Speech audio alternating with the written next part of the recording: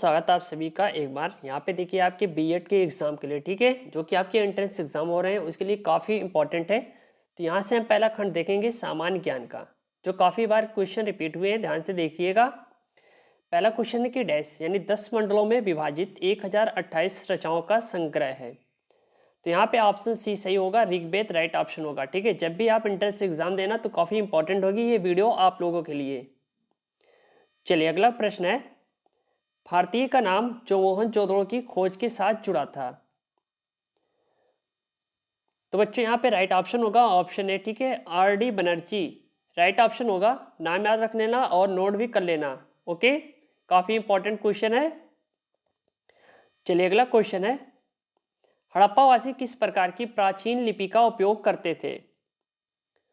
देखिए यहाँ पे राइट ऑप्शन होगा ऑप्शन यानी चित्रलिपि। देखिए चित्रलिपि यानी चित्रात्मक, जिसको हम पिक्टोग्राफ कहते हैं, कभी कभी पूछ लेता है, काफी इंपॉर्टेंट है। ऑप्शन है यहाँ पे करेक्ट आंसर है क्वेश्चन नंबर 3 का। चलिए नेक्स्ट क्वेश्चन है, किस वेद में श्वेताश्वतरोपनिषद सन्निहित है। वेरी इंपॉर्टेंट है। तो यहाँ पे राइट ऑप्शन होगा option D Yajurveda right option होगा। नोट कर लेना यहाँ पे। चलिए फटाफट अगला क्वेश्चन देखते हैं, निम्नलिखित वेदों में से किसे गीत और संगीत के वेद के रूप में जाना जाता है। तो बच्चों यहाँ पे राइट ऑप्शन होगा ऑप्शन बी साम। ठीक है, तो ऑप्शन बी यहाँ पे करेक्ट आंसर होगा, इसका ऑप्शन भी सही हो जाएगा। अगला प्रश्न है कि निम्नलिखित में से किस महाजनपद की राजधानी वैशाली थी। ठीक है, यहाँ पे डायरेक्ट क्वेश्चन पूछ रहा है, वैशाली किस महाजनपद की राजधानी थी। तो साथियों यहाँ पे राइट ऑप्शन होगा ऑप्शन सी वज्जी राइट ऑप्शन होगा। क्वेश्चन नंबर 6 का यहाँ पे ऑप्शन सी देखिए करेक्ट आंसर है। ओके,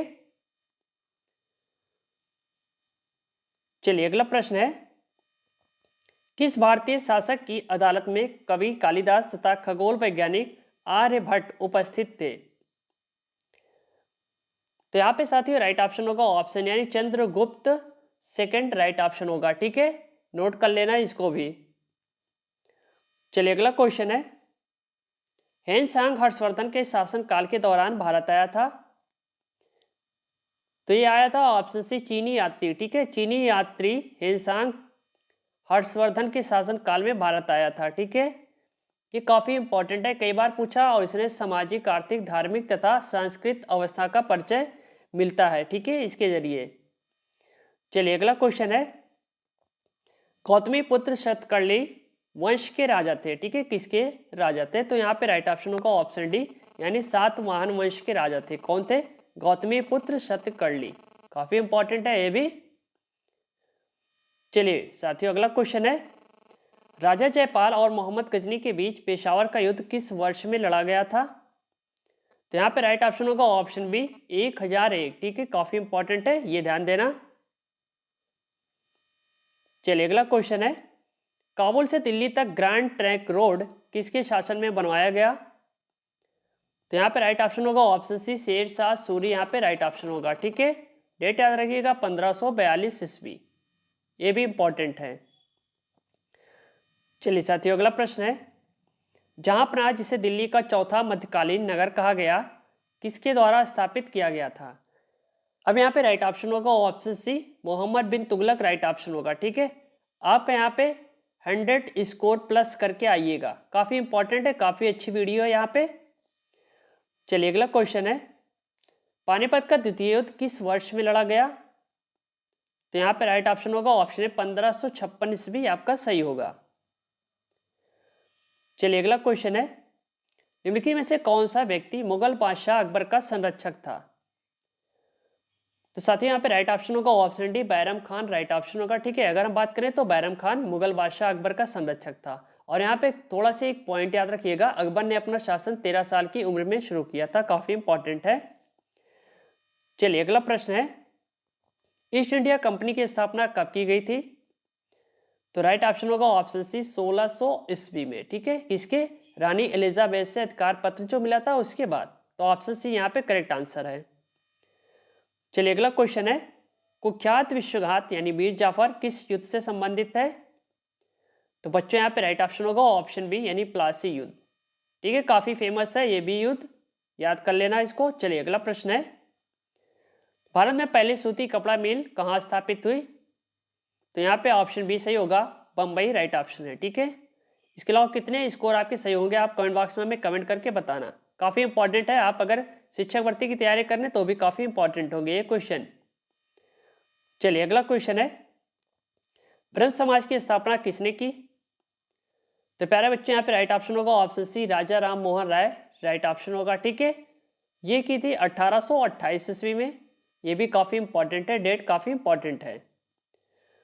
चलिए अगला क्वेश्चन है, भारत में एक राष्ट्रवादी के रूप में महात्मा गांधी की पहली पहल कहाँ हुई थी? तो प्यारे बच्चों राइट ऑप्शन होगा option D, Champaran right option होगा। देखिए चंपारण 1917 में शुरू हुआ था ये सत्याग्रह, काफी इंपॉर्टेंट है, कभी कभी आपको अलग से डेट के बारे में पूछता है क्वेश्चन में। ठीक है, चलिए साथियों अगला प्रश्न है, डॉक्टर एनी बेसेंट और लोकमान्य तिलक ने देश को एक आयरिश आंदोलन के आधार पर जागरूकता फैलाने के लिए स्थापित किया था। ठीक है,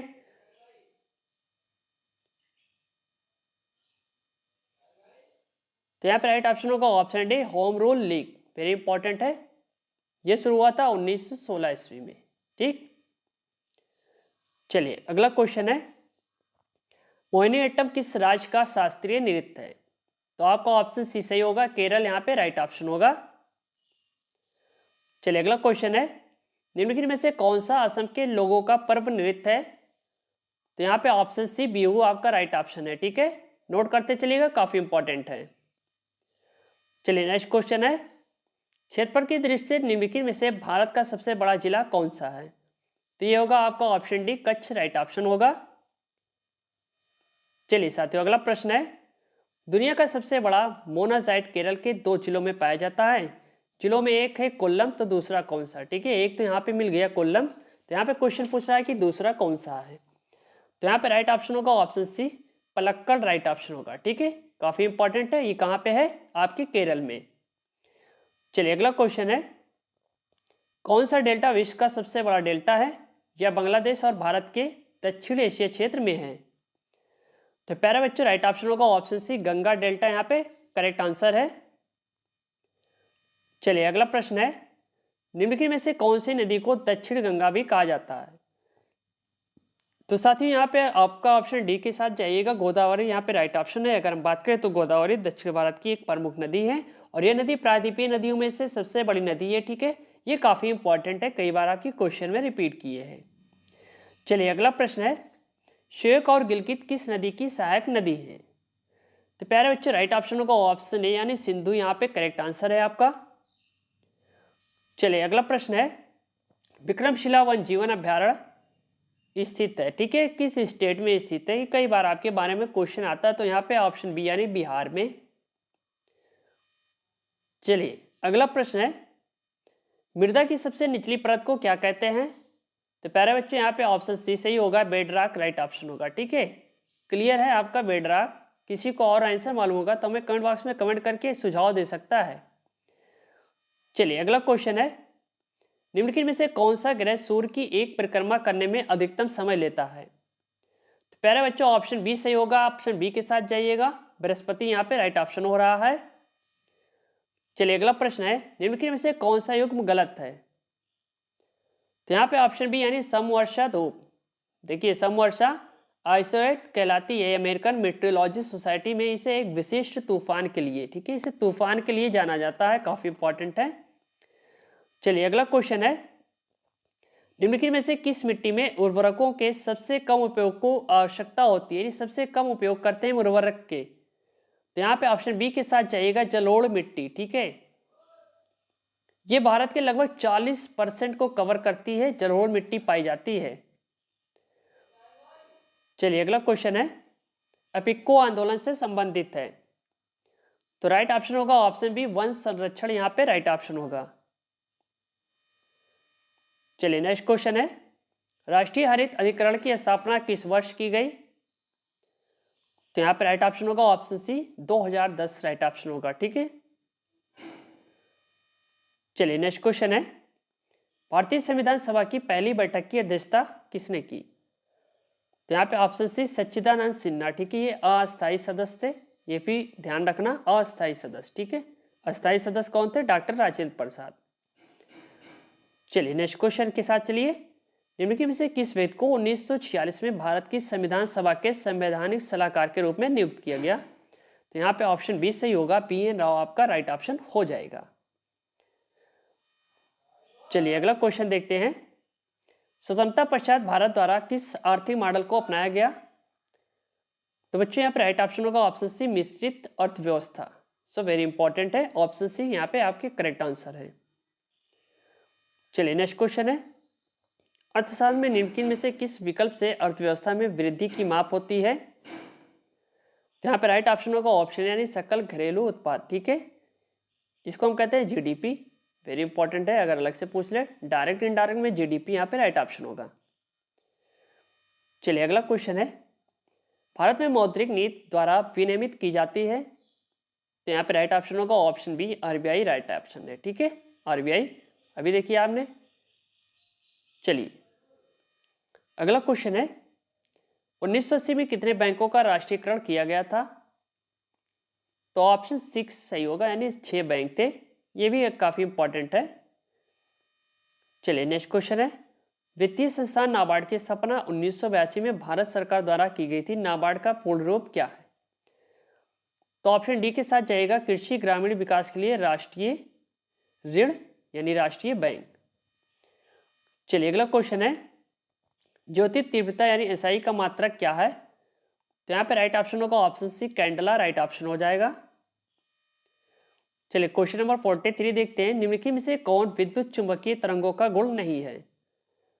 तो यहाँ पे ऑप्शन SI यानी उन पर धनात्मक आवेश होता है। ठीक है, तो ऑप्शन ए यहाँ पे क्या है, करेक्ट आंसर होगा, ये इसका गुण नहीं है। चलिए अगला प्रश्न है, वायुमंडलीय दबाव किसके द्वारा मापा जाता है? तो साथियों यहाँ पे ऑप्शन डी के साथ जाइएगा, बैरोमीटर राइट ऑप्शन हो जाएगा। चलिए अगला प्रश्न है, निम्नलिखित में से कौन एक पदार्थ के रासायनिक परिवर्तन के लिए उदाहरण है? तो साथियों यहाँ पे ऑप्शन डी के साथ जाइएगा, लोहे में जंग लगना, फलों का पकना, अंडे का ऑमलेट बनना। ठीक है, ये रासायनिक परिवर्तन। देखिए यहाँ पे रासायनिक परिवर्तन उसे कहते हैं कि जो एक बार अवस्था में दूसरे अवस्था में कन्वर्ट हो जाए, फिर वो पहली अवस्था में ना आए, उसे हम रासायनिक परिवर्तन कहते हैं। अगर हम बात करें यहाँ पे मोम की, ठीक है, तो मोम को हम पिघला सकते हैं, पिघलाने के बाद हम फिर मोम बना सकते हैं, तो उसे हम कहेंगे भौतिक परिवर्तन। ठीक है, चलिए अगला क्वेश्चन है, निम्न में से कौन सा तत्व आवर्त सारणी के हैलोजन समूह से संबंधित नहीं है? तो साथियों यहाँ पे ऑप्शन डी के साथ जाएगा, सेलेनियम यहाँ पे राइट ऑप्शन हो रहा है।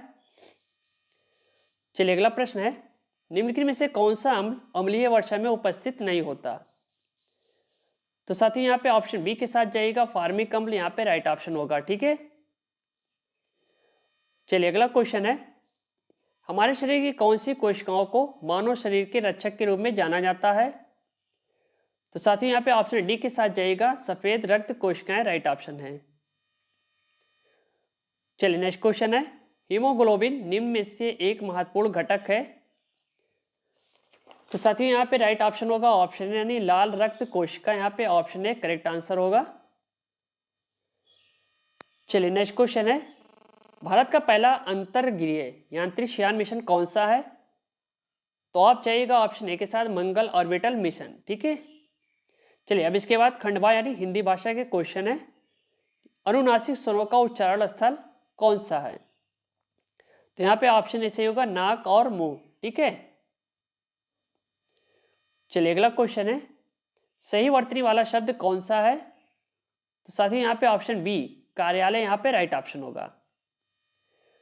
चलिए अगला प्रश्न है, शिक्षक संज्ञा का कौन सा प्रकार है? तो यहाँ पे ऑप्शन बी के साथ जाइएगा, जातिवाचक संज्ञा यहाँ पे राइट ऑप्शन होगी। चलिए अगला प्रश्न है, किसी को बुलाओ वाक्य में किसी इनमें से क्या है? तो साथियों ऑप्शन सी के साथ जाइएगा, अनिश्चयवाचक सर्वनाम इसे कहेंगे, ऑप्शन सी यहाँ पे करेक्ट आंसर है। चलिए अगला क्वेश्चन है, उनके बिना तुम कुछ नहीं हो वाक्य में संबंध बोधक शब्द कौन सा है? तो साथियों ऑप्शन बी के साथ जाइएगा, बिना यहाँ पे राइट ऑप्शन है।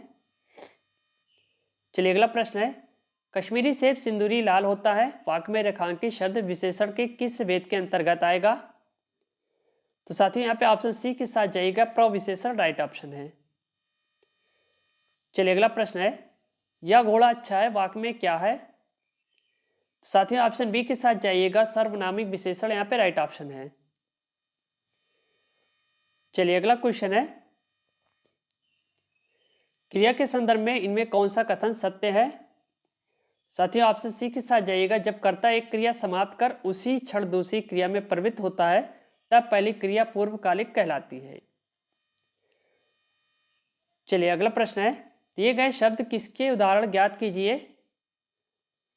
तो साथियों ऑप्शन सी के साथ जाइएगा, स्थानवाचक क्रिया विशेषण। चलिए अगला क्वेश्चन है, जिन अवयवों का संबंध वाक्य से नहीं वक्ता के हर्ष शोक आदि भाव से होता है वे होते हैं। तो साथियों यहाँ पे ऑप्शन ए के साथ जाइएगा, विस्मयादि बोधक अव्यय। चलिए अगला क्वेश्चन है, निम्नलिखित प्रश्न में 4 विकल्पों में से उस सही विकल्प का चयन करें जो रेखांकित शब्दों के सही अव्यय के भेद हो। जैसे सीता के आगे रमा खड़ी है। तो साथियों ऑप्शन बी के साथ चले जाइएगा, संबंध बोधक अव्यय होगा। ठीक है, यहाँ पे करेक्ट आंसर ऑप्शन बी होगा। चलिए अगला क्वेश्चन है, ग्रहों के नाम सदैव होते हैं। तो यहाँ पे ऑप्शन डी के साथ जाइएगा, उपयुक्त में से कोई नहीं। देखिए ग्रहों के नाम सदैव स्त्रीलिंग या पुल्लिंग होते, दोनों होंगे। ठीक है, चलिए अगला क्वेश्चन है, निम्न में से स्त्रीलिंग का कौन सा युग्म सही है? साथियों ऑप्शन डी के साथ जाइएगा, आत्मा पुस्तक यहाँ पे राइट ऑप्शन है। क्वेश्चन नंबर 64, निम्न वाक्यों में से कौन सा वाक्य एक वचन है? तो साथियों ऑप्शन सी के साथ जाइए, कल बहुत वर्षा हुई थी।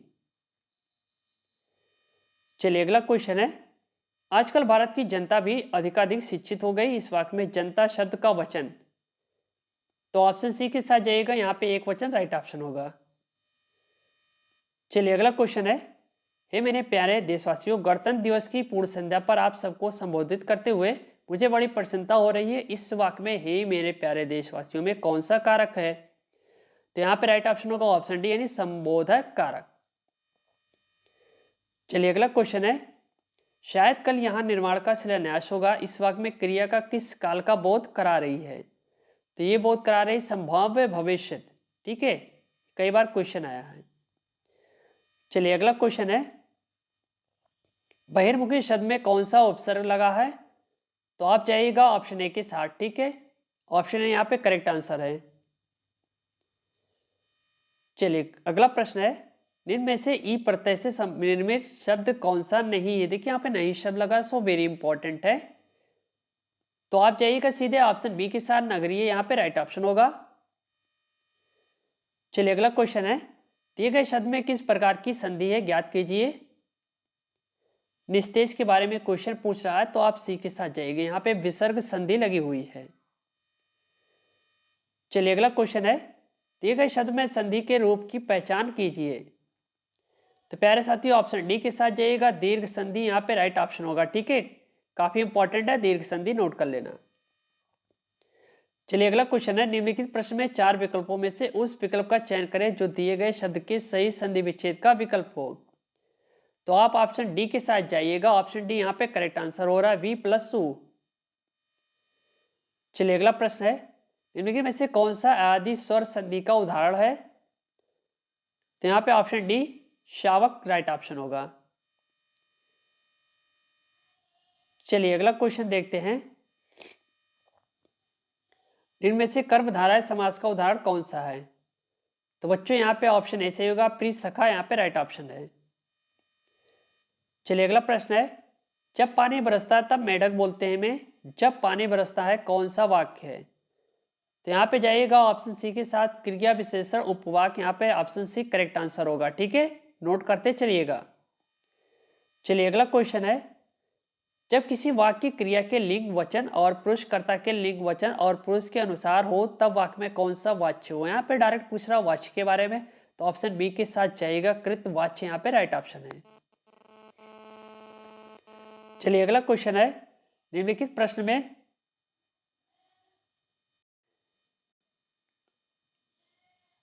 चार विकल्पों में से उस विकल्प का चयन करें जो विदेशी शब्द का सही विकल्प हो। तो यहाँ पे ऑप्शन ए के साथ जाइएगा, दीदार राइट ऑप्शन होगा। ठीक है, विदेशी शब्दों की श्रेणी में आता है, ये फारसी भाषा होने के कारण है, लैंग्वेज फारसी है। ठीक है, ये भी ध्यान रखना। चलिए अगला क्वेश्चन है, पाषाण का तद्भव शब्द। देखिए यहाँ पे ऑप्शन बी के साथ जाइएगा, ठीक है, पत्थर यहाँ पे राइट ऑप्शन है। चलिए अगला प्रश्न है, सही अर्थ वाला शब्द युग्म कौन सा है? तो यहाँ पे ऑप्शन बी के साथ जाइएगा, कूल, कूल, वंश, शीतल, ऑप्शन बी यहाँ पे करेक्ट आंसर है, ठीक है।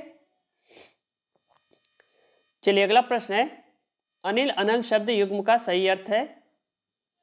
तो यहाँ पे ऑप्शन बी के साथ जाइएगा, हवा, आग, यहाँ पे राइट ऑप्शन है। चलिए अगला क्वेश्चन है, अग्रज निम्न में से किसके लिए प्रयोग होता है? तो यहाँ पे ऑप्शन बी सही होगा, बड़े भाई के लिए प्रयोग होता है, ठीक है। चलिए अगला प्रश्न है, धाम शब्द के सही अनेकार्थिक रूप में दिए गए विकल्पों में से छाटिए। तो यहाँ पे ऑप्शन बी सही होगा, घर, शरीर, देवस्थान, ठीक है, ऑप्शन बी यहाँ पे करेक्ट आंसर हो रहा है। चलिए अगला क्वेश्चन है, अनेकार्थी शब्द वृत्त के सही विकल्प का चयन कीजिए। तो यहाँ पे डायरेक्ट राइट ऑप्शन होगा, ऑप्शन है वृत्तांत राइट ऑप्शन है। चलिए अगला क्वेश्चन है, समानार्थी शब्द की जोड़ी नहीं है। तो यहाँ पे राइट ऑप्शन होगा, ऑप्शन बी निशा, निशाचर, ठीक है, निशा निशाचर समानार्थी शब्द की जोड़ी नहीं, क्योंकि निशा का अर्थ है रात तथा निशाचर का अर्थ है दैत्य। चलिए अगला प्रश्न है, पत्थर का पर्यायवाची नहीं है यहाँ पे। तो यहाँ पे ऑप्शन डी के साथ जाएगा, उरग। चलिए देखिए क्वेश्चन नंबर 88 है, नाहर के लिए समुचित पर्यायवाची शब्द। तो यहाँ पे ऑप्शन डी यानी शेर। अगला प्रश्न है, निम्नलिखित में विलोम की दृष्टि से शुद्ध युग्म। तो यहाँ पे अल्प बहुवग राइट ऑप्शन है।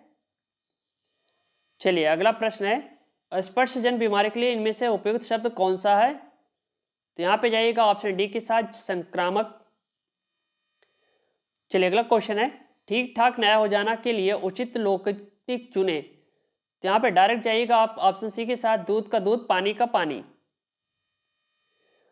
चलिए अगला प्रश्न है, नीचे दिए गए मुहावरे और उनके अर्थ के जोड़ों में से एक जोड़ा गलत है, उसे पहचाने। तो यहाँ पे ऑप्शन सी के साथ चले जाइएगा, यानी आसान डोलना, विचलित ना होना।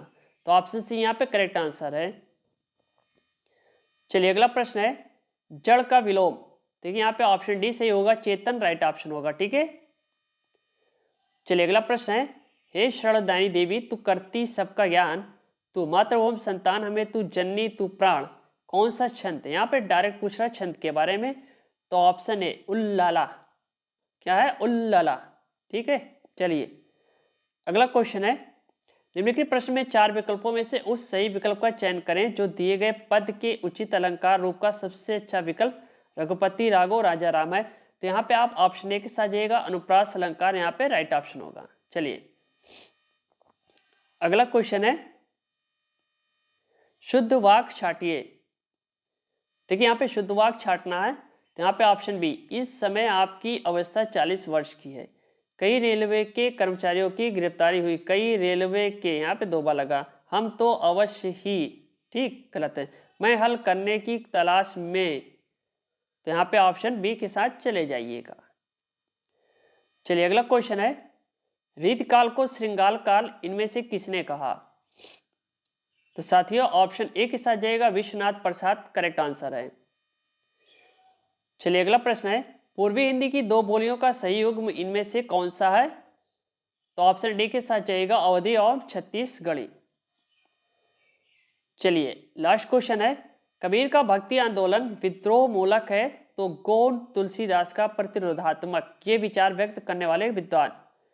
तो ऑप्शन सी के साथ जाइएगा, डॉक्टर बच्चन सिंह। देखिए यहाँ थे आपके 100 टॉप क्वेश्चन आपके बीएड एग्जाम के लिए, ठीक है, काफी इंपॉर्टेंट है। तो वीडियो को फुल लाइक करिए और ज़्यादा से ज़्यादा सब्सक्राइब करिए और शेयर कर दीजिए, ठीक है। चलिए थैंक यू।